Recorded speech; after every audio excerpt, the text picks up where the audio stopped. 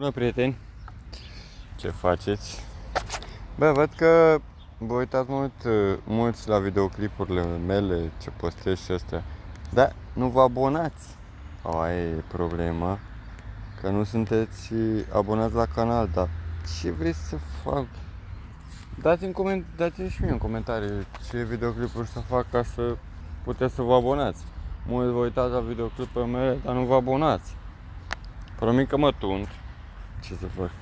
Promit că mă tund. Știu că e greu să mă găsiți pe YouTube, dar ce vreți să fac mai mult? Că postez și eu când am timp. Nu sunt așa mereu postare, știți? Mulți vă uitați la videoclipurile mele, la unul am 7 vizualizări, la unul am mai puține. Și văd că vă uitați la videoclipuri, dar nu vă abonați. Aia e problema. Ce să fac mai mult? Că nu vă abonați.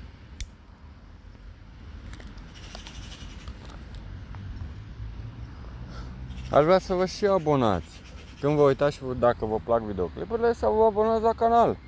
Nu e greu. Dați o abonare, un like. Știu că vă întrebați că de ce nu-mi dau barba jos, dar o las un pic să-și prindă și a contur.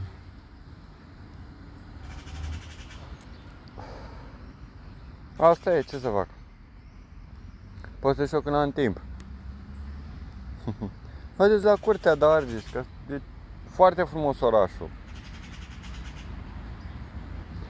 E treaba că este problemă cu apa potabilă, că nu avem apă potabilă. Trebuie să ne ducem la punctele de recoltare apă. Nu știu ce s-a întâmplat, că nu avem. Decât înainte, până să se golească barajul Vidraru, era apă potabilă și aveam. Dar dacă nu avem, ce să facem? Asta e.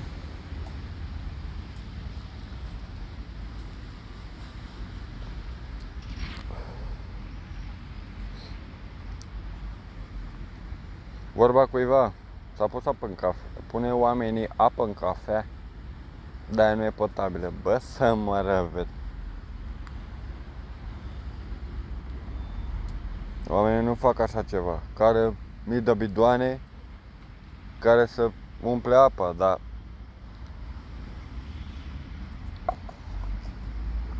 nu se face nimic în privința asta, în care să, bă, hai mă să le oferim la oameni, că ne-a lăsat de atâta timp fără apă potabilă. Deci noi nu avem apă potabilă.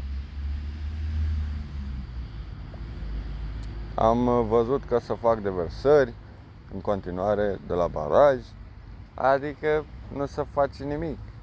Bă, hai să facem ceva, nu se face absolut nimic. Ok, dacă v-a plăcut acest video, nu vă uitați să vă abonați la canal, să dați un like. Și cei care vă uitați, vă rog eu frumos, dați o abonare acolo, că nu vă costă nimic. Pa, pa!